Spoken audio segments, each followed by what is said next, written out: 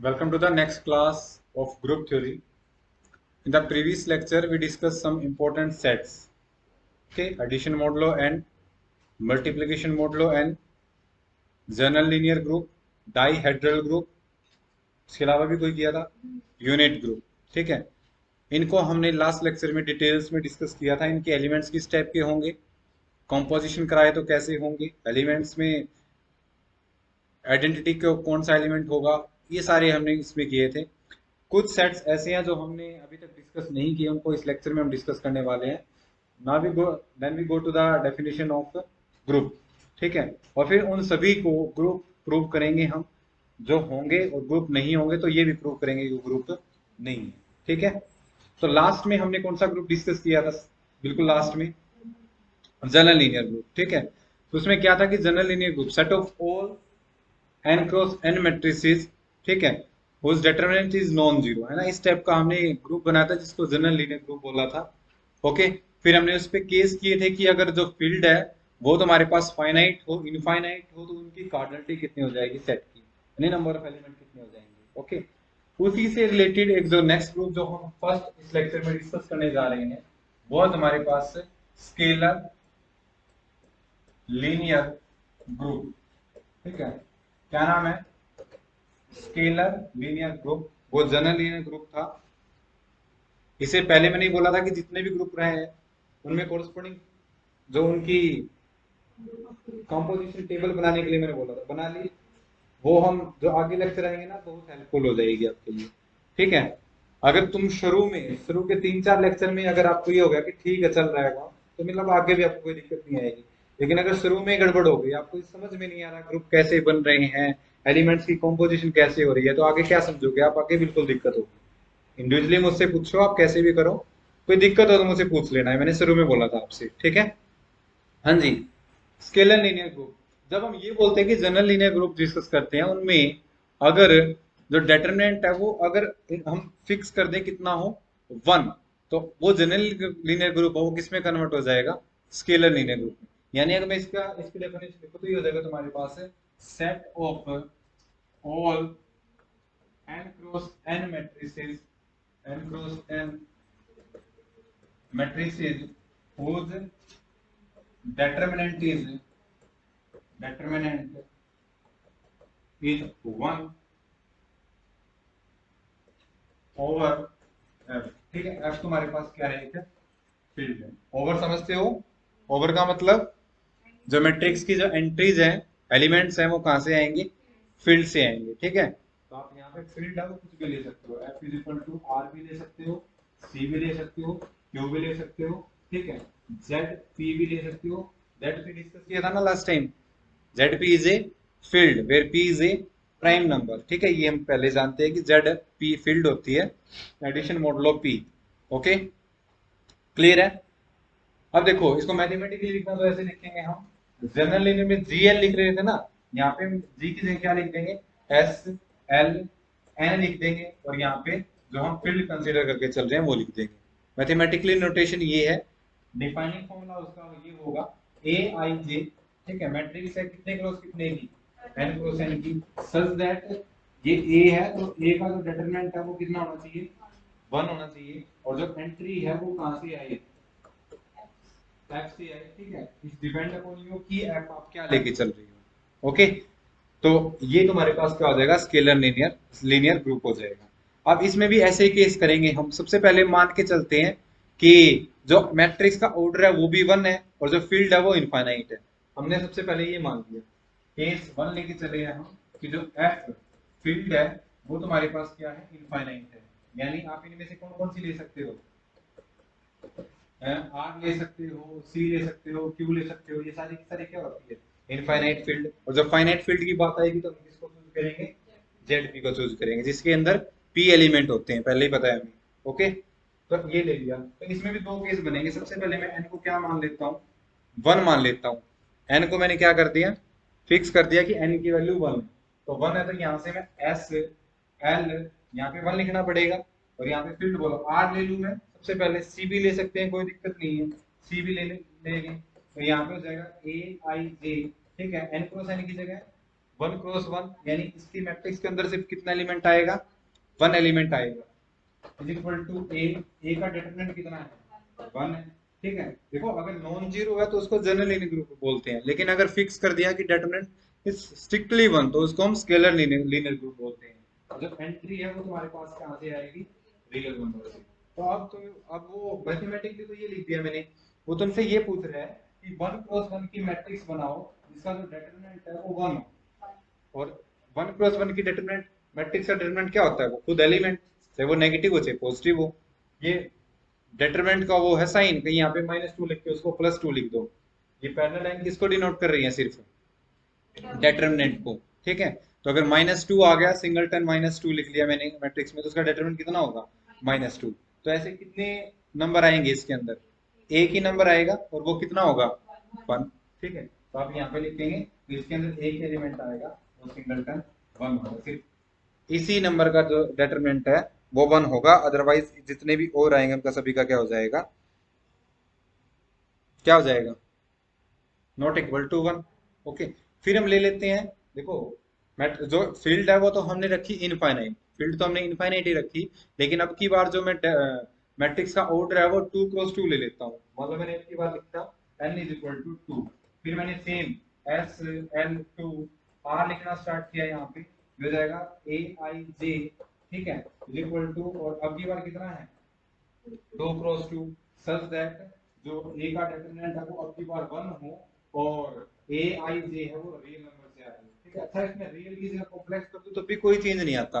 अगर मैं यहाँ पे ऊपर वाले में n क्रॉस n लेके चल रहा हूँ और r की जगह मैंने c लिख दिया होता, तभी भी 1 ऐसा ही नंबर होता जिसका डिटरमिनेंट सिर्फ क्या आएगा, 1 आएगा। अदरवाइज कोई भी कॉम्प्लेक्स नंबर ले लो, उनका डिटरमिनेंट अगर वो नंबर खुद 1 नहीं है तो डिटरमिनेंट 1 नहीं आएगा। Is that clear? तो मैंने इसलिए यहाँ पे r लिख दिया, c लिख दिया, इट्स डिपेंड अपॉन यू। अब की बार मैंने क्या कर दिया, अब की बार 2 क्रॉस 2 की मैट्रिक्स लिख दी, और मैं तुमसे पूछ रहा हूँ कि उनका डिटरमिनेंट कितनी मैट्रिक्स बनेगी जिनका डिटरमिनेंट 1 होगा और इसका ऑर्डर 2 क्रॉस 2 का होगा, उसकी एंट्री रियल नंबर से आए।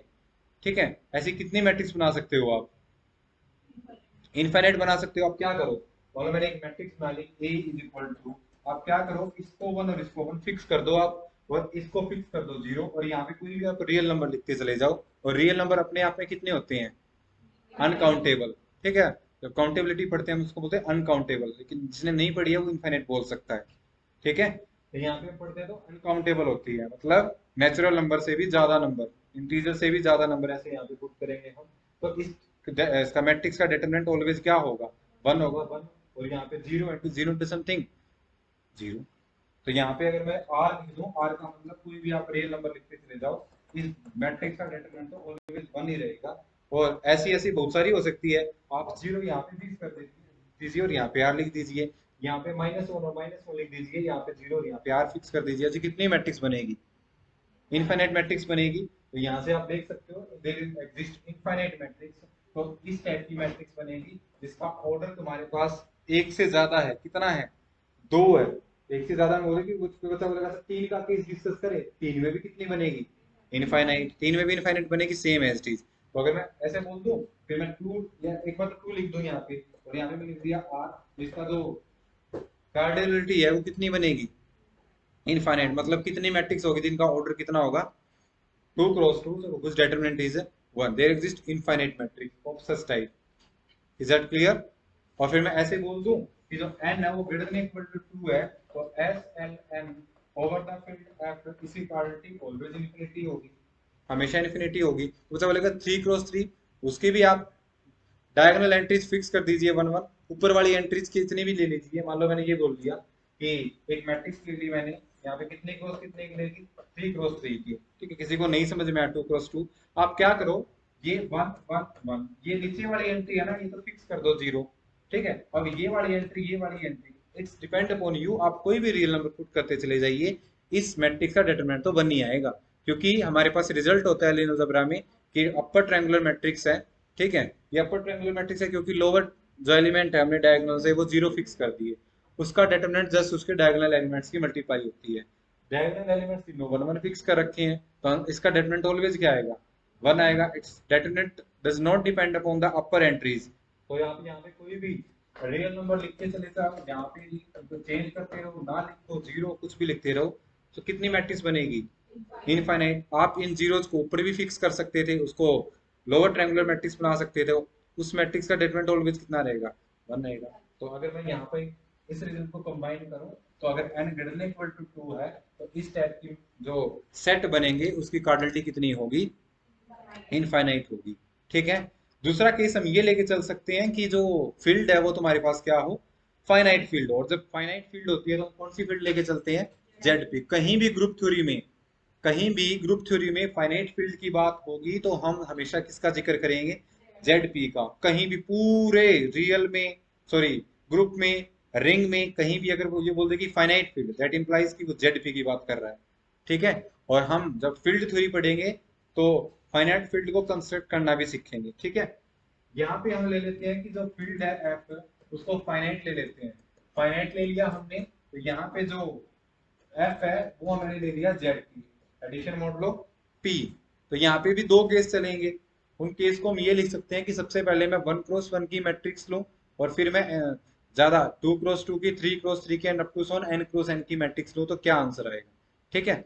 तो अब देखो यहाँ पे सबसे पहले मैंने n को फिक्स कर दिया 1 है, तो ऐसे लिखेंगे हम एस एल 1, और यहाँ पे जेड पी लिखेंगे। तो बताओ इसको ऐसे लिखेंगे हम, A I J 1x1 is equal to a such that element of A should be 1, और जो ए आई जे है वो तुम्हारे पास जेड पी से आ रहे हैं। ठीक है। जेड पी के अंदर कितने एलिमेंट हो गए, P element, 0 1 2 3 and up to so on P minus 1, ये हो गए। और डिटरमिनेंट कितना चाहिए तुम्हें, अब 1 चाहिए। तो बताओ कितने एलिमेंट आएंगे, 1 ही आएगा। तो मतलब बोले सर जो p+1 है वो भी 1 की तरह बिहेव करेगा, लेकिन वो है ही 1। अगर मैं यहाँ पे लिखूं तो आप सिर्फ क्या लिखूं, सिंगलटन 1, यही होगा जिसका डिटरमिनेंट कितना होगा, 1 होगा। अदरवाइज तो डिटरमिनेंट वही आ जाएगा, वही नंबर। मान लो 2 है, 2 का डिटरमिनेंट 2, p-1 का डिटरमिनेंट p-1। ठीक है। और दूसरी बात मैंने ये भी बताई थी कि कहीं भी जेड पी पे काम चल रहा हो, जेड पी पे काम चल रहा है आपका, कि कोई ग्रुप पढ़ रहे हो आप, Z36 पे काम चल रहा है, वहां पे एलिमेंट आ गया 42, तो जब भी आपको एडिशन मॉडुलो n पे काम कर रहे हो, मल्टीप्लिकेशन मॉडुलो n पे काम कर रहे हो, तो n से बड़ी जो क्वांटिटी दिख जाए उनको वहीं पे रिड्यूस कर दो आप, और फिर उस पे काम करना स्टार्ट कर दो। ठीक है। जैसे यहाँ पे है, अगर मैं यहाँ पे ये पूछ लेता कि यहाँ फिक्स कर दिया मैंने, Z 10 कर दिया, और मैंने पूछ दिया 15 है, इसका डिटरमिनेंट बताओ कितना होगा, कितना होगा 5, 15 नहीं है 5 बोलिए। ठीक है। फिर मैंने क्या किया, n को 2 कर दिया मैंने यहाँ पे। ठीक है। n को 2 कर दिया, p को भी मैं फिक्स कर लूं, मतलब p को भी मैंने क्या कर लिया, 2 कर दिया।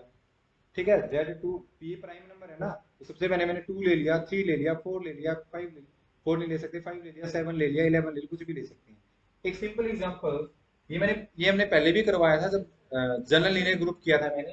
तो ये हो जाएगा एस एल, यहाँ पे क्या हो जाएगा 2, और यहाँ पे Z2 सच दैट। लेकिन मैंने वहां पे ये नहीं बोला था कि डिटरमिनेंट क्या इतना होना चाहिए, 1 होना चाहिए। मैंने यहाँ पे क्या बोला, डिटरमिनेंट नॉन जीरो हो। लेकिन डिटरमिनेंट नॉन जीरो हो, आपका काम Z2 पे चल रहा है, तो सिर्फ दो ही चीज होगी, एक 0 एक 1।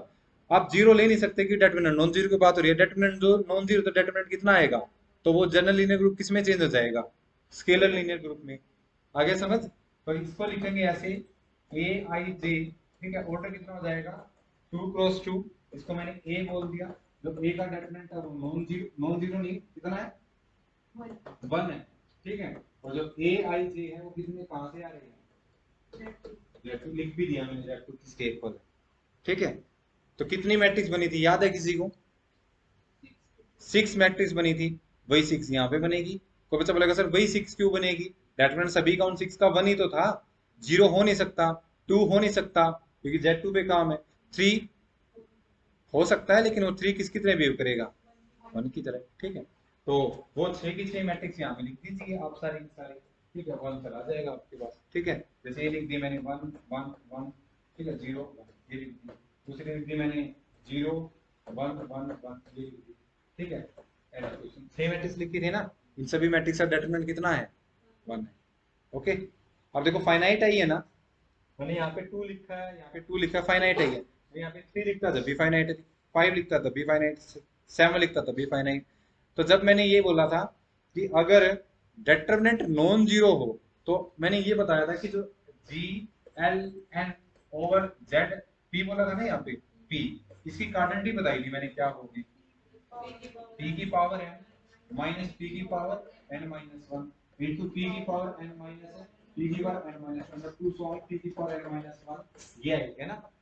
तो इसमें क्या होगा, इनमें सिर्फ डिटरमिनेंट वन वाली लेनी है, तो इसमें जो S L N over Z P है, इसकी कार्डिनलिटी क्या होगी, p raise to power n minus p raise to power n minus one, ठीक है, p raise to power n minus p raise to power n minus two and up to solve p raise to, इतने तो है ही total, इसको किससे divide कर दो आप, p माइनस वन से डिवाइड कर दो, ये स्केलर लीनियर ग्रुप की कार्डिनलिटी हो जाएगी अगर जो n है वो ग्रेटर देन 2 हो जाए। माइनस वन नहीं बोलेंगे, हम बोलेंगे प्लस वन, अगर Z2 पे काम चल रहा है तो, अगर ZP पे काम चल रहा है तो माइनस वन का, माइनस तो बोलना ही नहीं, हम देखो ZP लिखते हैं, कहीं भी उसमें माइनस वन यूज करते हैं हम, नहीं करते, क्योंकि रिमाइंडर हम ऑलवेज क्या लेके चलते हैं, पॉजिटिव लेके चलते हैं, तो कभी भी ये नहीं बोलना कि माइनस वन माइनस टू, जब भी जेड एन पे काम चल रहा हो कभी भी नेगेटिव क्वांटिटी हम बोलते ही नहीं है, आंसर तुम्हारा कई कई आएगा, तुम्हारे पास ये आ जाएगा कि ये है, ठीक है, माइनस टू, लेकिन माइनस टू में आप एन ऐड कर दीजिए, फिर वो बोल लेंगे आप, माइनस तो बोलेंगे नहीं, क्योंकि रिमाइंडर कभी भी नेगेटिव नहीं होता है, ऐसा हमने बेसिक नंबर थ्योरी में पढ़ा, ये रिमाइंडर ही तो है, रेजिड्यू क्लास ही तो है ये, ठीक है। तो कई बच्चा बोलेगा देखो इसको देख के इसका डिटरमिनेंट निकालो, कितना आएगा, माइनस वन, लेकिन हम बोलेंगे क्या, वन, क्योंकि माइनस वन नाम की कोई चीज ही नहीं है यहाँ पे, ठीक है, हम बोलेंगे कि इसका डिटरमिनेंट इज ऑल्सो वन, लेकिन यहाँ पे डायरेक्ट देखिए तो माइनस वन है, क्योंकि ये आर पे काम थोड़ी चल रहा है, किस पे काम चल रहा है, Z2 पे काम चल रहा है, और Z2 में minus one is behave like one, ठीक है, ये आप आदत बना लीजिए, जब भी Zn पे काम करेंगे हम, तो Z3 पे काम कर रहे हो तो फोर थ्री की वन की तरह बिहेव करेगा, टू टू की तरह बिहेव करेगा, ठीक है, सिक्स टू की तरह बिहेव करेगा, है ना। तो ये हम काम करेंगे, तो जब स्केलर लीनियर ग्रुप आ जाए और उसकी कार्डिनलिटी की बात करी जाए तो उसकी कार्डिनलिटी ये होती है, ठीक है, यानी जनरल लीनियर ग्रुप में से हमने वो वाली मैट्रिक्स उठा ली जिनका डिटरमिनेंट नॉन जीरो तो था ही, कितना हो, वन भी हो, तो वो इतनी मैट्रिक्स बनेगी, ठीक है। अब देखो इसमें ये इक्वल क्यों आ रही थी, इक्वल इसलिए आ रही थी क्योंकि पी मैंने क्या लिया हुआ है, टू लिया हुआ है, तो मैं टू माइनस वन करूंगा तो ये चीज और ये चीज क्या हो जाएंगी, सेम हो जाएगी, लेकिन थ्री करूंगा तब नहीं होगी, हाफ हो जाएगी, जितनी ये आएगी ना उससे हाफ मैट्रिक्स बनेगी जिनका डिटरमिनेंट वन होगा। I think it's clear to, clear है, सारे केस मैंने क्लियर कर दिए हैं। तो ये होता है तुम्हारे पास scalar linear group of matrices, ठीक है। जब भी हम आगे काउंटर एग्जांपल देंगे कि बाय एबिलियन ग्रुप नहीं है, ये नहीं है, वो नहीं है, क्योंकि in general matrix multiplication competitive नहीं होती है, तो इस टाइप के जो ग्रुप बनेंगे आगे जाके ये, इनका हम एक काउंटर एग्जांपल देते हैं, ठीक है। क्लियर है, क्या नाम है इस ग्रुप का, स्केलर लीनियर ग्रुप, ठीक है। कार्डिनलिटी क्या होगी, और अगर फील्ड इनफाइनाइट है तो मैट्रिक्स भी पूछिए आप, क्योंकि इसमें दो चीज है, ठीक है, कि मैट्रिक्स आप कितने क्रॉस कितने के लेके चल रहे हो, तो मैं मान लो वन क्रॉस वन की लेके चल रहा हूँ तो सिंगलटन सेट बनेगा, ठीक है, और सिंगलटन सेट में भी से एक एलिमेंट वन बनेगा, ठीक है। फिर आप फाइनाइट फील्ड लीजिए या फिर इनफाइनाइट फील्ड लीजिए, अगर आपने n इक्वल टू वन ले लिया, दोनों केस देख लो आप। और अगर आप फील्ड इनफाइनाइट लेके चल रहे हो, ठीक है, और जो n है वो ग्रेटर देन टू लेके चल रहे हो, तो कितनी मैट्रिक्स बनेगी, इनफाइनाइट मैट्रिक्स। अगर फील्ड फाइनाइट लेके चल रहे हो, ठीक है, और जो ऑर्डर है वो आप टू या टू से ज्यादा लेके चल रहे हो, तो हमेशा फाइनाइट बनेगी, कितनी बनेगी, इतनी बनेगी, याद रखने का तरीका, pn एक पावर सब्ट्रैक्ट करते चले जाओ इसमें, और फिर इसकी पावर करते, ये फिक्स रखना है पावर, और नीचे जितने भी आप p लेके चल रहे हो उसमें से एक सब्ट्रैक्ट करके उसका डिवाइड कर दो, ये हमेशा सब्ट्रैक्ट हो जाएगा इससे, क्योंकि ये कैंसिल हो जाएगा इससे, ठीक है, क्लियर है। तो ऐसे आप स्केलर लीनियर ग्रुप है उसकी कार्डिनलिटी फाइंड आउट कर सकते हो, ओके।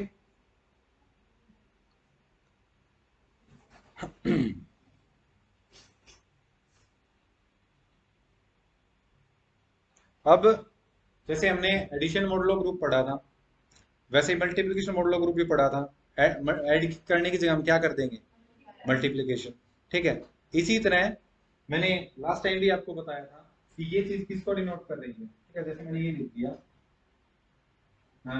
जेड या आर स्टार लिख दिया मैंने, ये क्या होता है, शो आर माइनस जीरो, ठीक है, ये हो गया, सी स्टार लिख दिया तो ये सी माइनस जीरो, जेड स्टार लिख दिया तो जेड माइनस जीरो, लेकिन जेड स्टार में हम सिर्फ वन और माइनस वन लिखते हैं, ठीक है। क्यों लिखते हैं? हालांकि जेड स्टार है, जैसे कॉम्प्लेक्स मॉडर्न सॉरी अलजेब्रा पढ़ते हैं हम, मॉडर्न अलजेब्रा एमएससी में, जेड स्टार है पढ़ा होगा, वन माइनस वन। देखो स्टार जो वर्ड है, स्टार वर्ड वो उन नंबर्स के लिए यूज किया जाता है जिनका मल्टीप्लिकेटिव इनवर्स एग्जिस्ट करता है, ठीक है।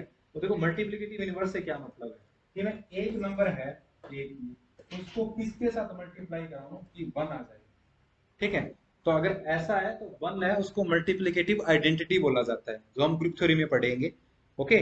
और अगर ऐसे दो नंबर मिल जाए कि ए की बी के साथ मल्टीप्लाई करूं और आंसर कितना आ जाए, वन आ जाए, तो हम बी को ए का इनवर्स बोलते हैं और ए को बी का इनवर्स बोलते हैं, ठीक है। कोई बड़ी बात तो है नहीं, एमएससी पास आउट हो या ग्रेजुएशन कर रखे है तो इतना तो पता ही होगा तुम्हें, है ना, इतना स्ट्रेंज करने की जरूरत है नहीं। लेकिन मैं आपको ये मान के चलता हूँ कि आपको नहीं पता है, तो मैंने बता दिया कि ये ए बी का, बी ए का इनवर्स, मल्टी कौन सा इनवर्स, कभी भी इनवर्स बोलना है तो इनवर्स के साथ बोलोगे कि आप कंपोजिशन क्या लेके चल रहे हो, ठीक है। अब मैं बोल दूं कि एडिशन, एडिटिव इनवर्स बोल दूं तो वो तो ये होता है कि ए प्लस बी है वो आंसर कितना आ जाए, जीरो आ जाए, तो ये इसका क्या हो जाएगा, एडिटिव इनवर्स हो जाएगा। लेकिन मैं किसकी बात कर रहा हूँ, और जो स्टार है वो किससे रिलेटेड है, मल्टीप्लीकेटिव से, ठीक है। तो अब देखो, अब मैं ये बोल रहा है कि आर स्टार, अब जीरो का तो मल्टीप्लीकेटिव इनवर्स एग्जिस्ट करेगा ही नहीं, मैंने यहाँ पे जीरो फिक्स कर दिया, और यहाँ पे तुम्हें कोई रियल नंबर लेके आना है और उनकी प्रोडक्ट क्या आ जाए, वन आ जाए। Is it possible? पॉसिबल है ही? पॉसिबल नहीं है, मतलब जीरो का इनवर्स एग्जिस्ट नहीं करता है। लेकिन मैंने जीरो के अलावा कोई भी रियल नंबर ले लिया, ए कोई भी रियल नंबर है सच दैट जो ए है वो जीरो के इक्वल नहीं है, तो ए की मल्टीप्लाई में किसके साथ कराऊं कि वन आ जाए, वन बाय ए कर दीजिए, तो ये वन बाय ए कर दिया मैंने, ठीक है। हाँ जी, पता चल गया। आर स्टार क्या है, जेड स्टार बिल्कुल डिफरेंस है, जेड पी फाइनाइट है, जेड पी जेड एक इनफाइनाइट सेट है, जेड पी तो फाइनाइट सेट है, जेड एक इनफाइनाइट सेट है, ठीक है। और जेड स्टार या जेड स्टार पी करोगे, जेड पी करोगे, सेम ही बात है, ठीक है। वो आगे जाके देखेंगे, सेम बात देख पता भी लग रहा होगा, सेम ही बात है। क्योंकि मल्टीप्लिकेटिव इनवर्स उसमें तो सभी का इनवर्स एग्जिस्ट करेगा, और जिनका इनवर्स एग्जिस्ट नहीं करेगा, अ, जिनका इनवर्स एग्जिस्ट करेगा उनको जेड स्टार बोल देंगे और उसको नया नाम दे देंगे, जिस ग्रुप को हमने सेकंड नंबर पे पढ़ा था, क्या सब क्या पढ़ा था, यूनिट ग्रुप। समझ में आया? अनंता वो बोल रही है कि जेड स्टार पी, लेकिन पी बोल रहा उसने, जिसने जेड स्टार एन नहीं बोला। अगर उसने जेड स्टार एन बोल दिया होता तो मैं बोलता कि जेड स्टार एन है वो एक यूनिट ग्रुप बनेगा, ठीक है, यूएन। समझ में आ गया? वो देखेंगे आज, आज भी या कल देखेंगे हम कैसे बनेगा वो। लेकिन उन्होंने जेड स्टार पी बोला, तो जेड स्टार पी और जेड पी में कोई डिफरेंस नहीं है, डिफरेंस होगा सिर्फ जीरो का, क्योंकि जीरो का तो फिर उसमें भी नहीं एग्जिस्ट करेगा। हाँ जी, तो अब पता लग गया जेड स्टार क्या है। Z star is the, R star is the set of all real number whose multiplicative inverse exist, C star set of all complex number whose multiplicative inverse exist। अगर इस डेफिनेशन के साथ जाए तो बताओ क्या मैं जेड स्टार को जेड माइनस जीरो लिख सकता था? नहीं लिख सकता था ना, इसलिए मैंने जेड स्टार को ऐसे नहीं लिखा, मैंने जेड स्टार को लिखा तो सिर्फ दो एलिमेंट लिखे, एक वन और एक माइनस वन। क्योंकि अगर एक मैंने जेड से ऐसा एलिमेंट ले लिया जो ए है, तो ना तो इक्वल है माइनस वन की और ना इक्वल है वन की, और ये जेड एलिमेंट है, तो मैं ए की किसके साथ मल्टीप्लाई करूं कि आंसर वन आ जाए। आप बोलोगे one by A, one by is not a integer, अगर ए वन नहीं है माइनस वन नहीं है, टू हो गया तो वन बाय टू एक इंटीजर मिलेगा, नहीं मिलेगा। तो इसलिए हमारे पास जेड के अंदर सिर्फ दो ही एलिमेंट होते हैं, एक वन और एक माइनस वन, जिनका मल्टीप्लिकेटिव इनवर्स एग्जिस्ट करता है, और उसको हम जेड स्टार बोलेंगे। तो जेड स्टार को जेड माइनस जीरो नहीं बोलते, क्या बोलते हैं, वन माइनस वन, ठीक है। और सिमिलरली जब स्टार लिखना हो तो जीरो को छोड़ के सभी का इनवर्स एग्जिस्ट करेगा, ठीक है। इनको आगे जाके हम मल्टीप्लिकेटिव ग्रुप बनाएंगे। कौन सा ग्रुप? मल्टीप्लिकेटिव। फिलहाल ये सेट है। आर स्टार बताओ कौन सा सेट है? Set of all real number whose multiplicative inverse exist. C star ये वर्बली बोल लेंगे। Z star set of all integers whose multiplicative inverse which is only two, one और माइनस वन, ठीक है। ये भी ग्रुप बनेगा आगे जाके, ठीक है। इसी तरह फिर आप जेड, ये जो अनंता बोल रही थी, ऐसे भी तो बोल सकते हैं। जेड मैं पहले एन ले लेता हूँ यहाँ पे, ठीक है, ये मैंने बोल दिया, ओके। इसके अंदर बताओ कितने एलिमेंट आएंगे, ठीक है, जिनका मल्टीप्लिकेटिव यूनिवर्स एग्जिस्ट करता हो।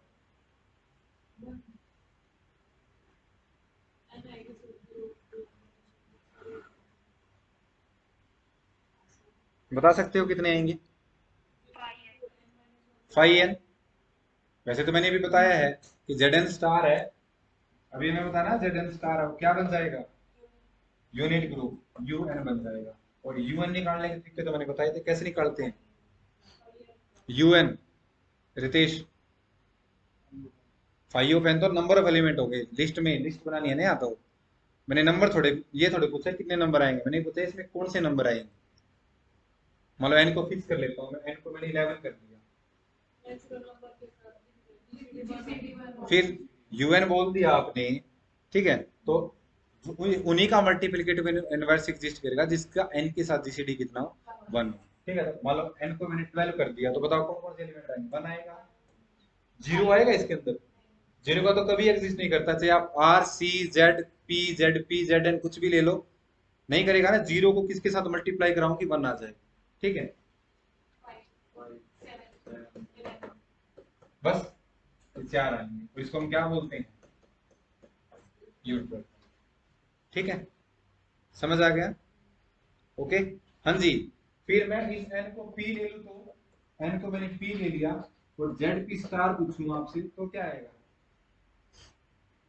एमएससी में आते ही फर्स्ट थ्योरम आती है ये फील्ड थ्योरी की, है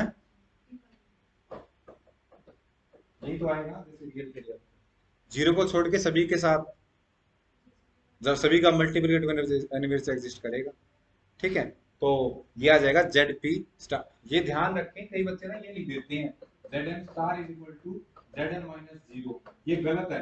आप एन को एक कॉम्पोजिट नंबर ले लीजिए, वो गलत हो जाएगा। एन को 12 ले लीजिए, क्या Z N star Z N minus 0 के इक्वल होगा, बिल्कुल गलत है।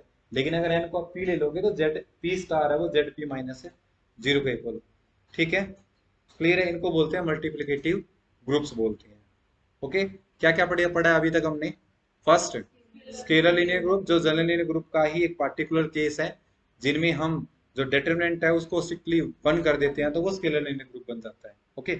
Next multiplicative Z N star, R star, C star, Q star, Z P star, ठीक है, जेड एन स्टार, ये पढ़े ना इससे पहले हमने, तो ये क्या हो जाएंगे, मल्टीप्लिकेटिव ग्रुप हो जाएंगे, ठीक है।